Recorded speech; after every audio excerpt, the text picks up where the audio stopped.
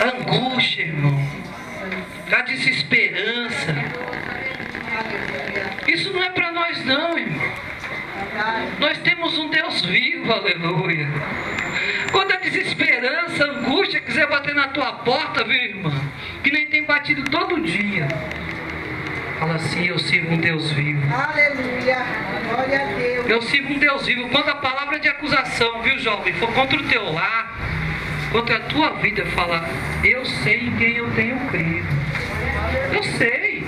Eu sei, sabe por quê? Porque Deus, Ele não é Deus de confusão. O Senhor, Ele vai entrar no teu lar e aquela bagunça vai se transformar em ordem. Você arruma a casa e parece que você não arrumou, aleluia. Você coloca as coisas no lugar, mas parece que nunca está bom. Deus vai entrar lá e vai colocar tudo em ordem em nome de Jesus. Glória a Deus. Glória a Deus.